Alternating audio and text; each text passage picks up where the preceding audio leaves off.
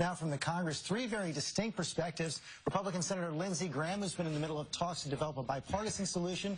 Democratic Congressman Keith Ellison, co-chair of the House Progressive Caucus. And Republican Congressman Raul Labrador, leader among House conservatives. And Senator Graham, let me begin with you. You were working on a deal with Democrats and Republicans in the Senate that seemed to collapse yesterday, shot down by the Democratic leader, Harry Reid. Right now, is there any deal that can get through both houses of Congress and signed by the president?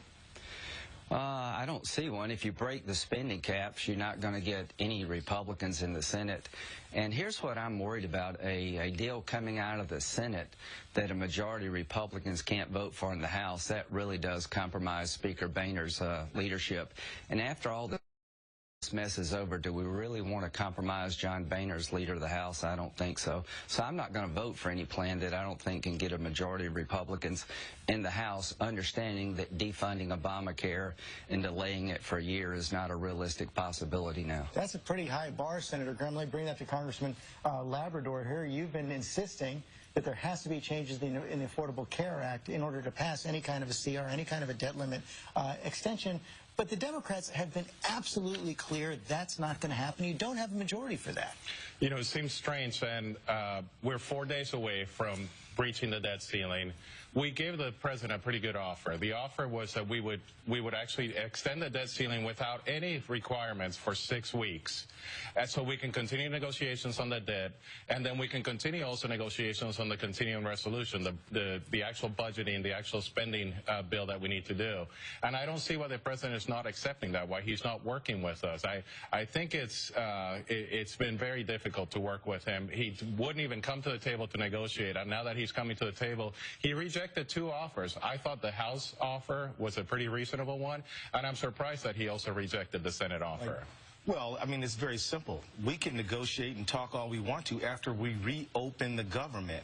As a matter of fact, you know, we can open the government and have any kind of discussions they want over anything they want. But we've got to reopen the government, and we've got to pay America's debts. Let's not forget, George, this whole thing started when Republicans said we want to defund, delay, and repeal the Affordable Care Act, which gives millions of Americans insurance reform and access to health care, including about 200,000 in Idaho. And now they're saying that unless we stop all that, then they're not going to open the government, and that's not realistic. We won't do it. Let me bring that to Senator Graham. You just recognize, you say that is unrealistic, Senator Graham, to expect any changes now. Senator's right. In Obamacare. So how can you convince those House Republicans like Congressman Labrador right here that there is going to have to be some kind of an agreement that doesn't include that and basically gives Democrats, you know, it might be the hard politics right now, most of what they want? Well, at the end of the day, I really do believe that the Democrats have moved the goalpost twice in the Senate. We're in a free fall as Republicans, but Democrats are not far behind. And after listening to all of us talk now, I probably understand why 60% of Americans want to vote all incumbents out.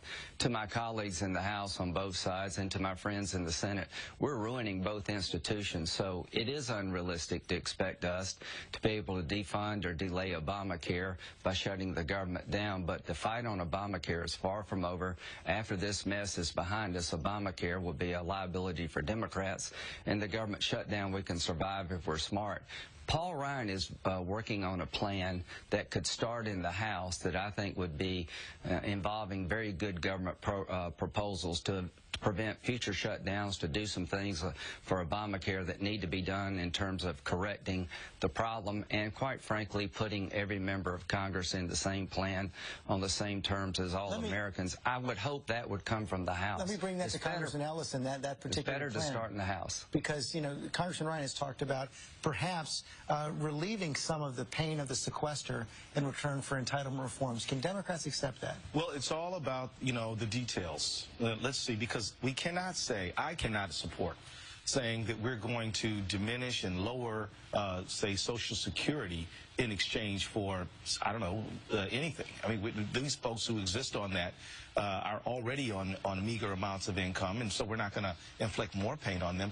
But look, it's all in the mix. Let's reopen the government. Let's pay America's debts, and I'm open to discuss anything any Republican wants to talk about, but it will be us giving and taking and them giving and taking, not a situation like we have now, which is we will stop inflicting pain on America if you get rid of health care, which brings insurance reform and access to millions of Americans. We can't do that. Congressman Labrador, if a deal passes the Senate that does open up the government again, extends the debt limit for several months, but it's not the kind of deal that a majority of Republicans that you could even support, will there be retaliation against Speaker Boehner from House conservatives if he schedules that vote? I don't think so. First of all, whatever passes the House of Representatives is going to have the majority of the House. But listen to what Keith just said, and Keith is a good friend. He said that he wants us to open the government, reopen the government. That's right. He says that he wants us to go ahead and vote on the debt ceiling, but he's unwilling to talk about what he's willing to negotiate on. He's unwilling to tell you what things he's going to be working on. Remember when the president said that he was for change CPI. Every Democrat in Congress said that he was on Social Security. Yeah, on Social Security. Every single senator says that they wouldn't do it. Every Democratic senator. This is the problem that we have. Anytime we talk about entitlement reforms, the Democrats say that they will only do it if we raise taxes.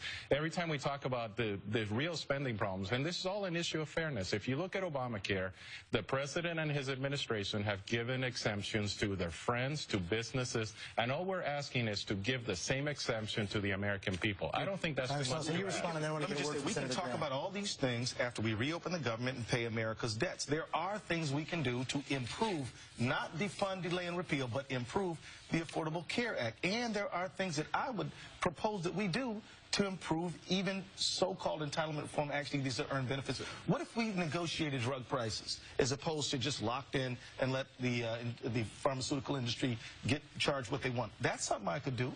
There's a number of things we could do, but we cannot do it under the gun as we are now. So we just offered you a 6-week extension of the debt limit. 6 weeks no good. You want to do this again, right? 6 weeks. You want to do this again in 6 weeks? So what you want is you want to get everything you want, and then you say that you will negotiate. I want to take one final question to Senator Graham. You know, this is we just saw like we're almost there. We got the differences between the Democrats and the Republicans right there, but there I also can feel it coming together. Yeah, a fair amount of tension between Senate Republicans and House Republicans. I was struck by this tweet put out by the congressional correspondent for the National Review, Robert Costa. He said the political dynamic now between House R's and Senate R's is tense. Senate R's feel like Cantor asking him to stand strong is a middle finger. Has it gotten that bad?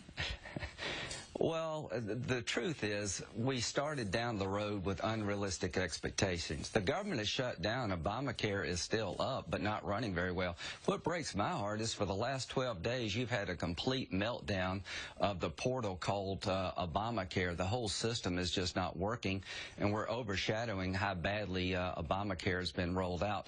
But as between the House and the Senate, we really do share a common goal of trying to replace and repeal Obamacare over time. We never had the leverage through the shutdown to repeal or replace. That was unrealistic. Our Democratic friends keep moving the goalpost in the Senate, thinking they're winning. But my belief is that Paul Ryan should lead this effort with John Boehner to pass something out of the House that doesn't delay or defund, but would be good government. That's the best thing for the Republican Party and for the country.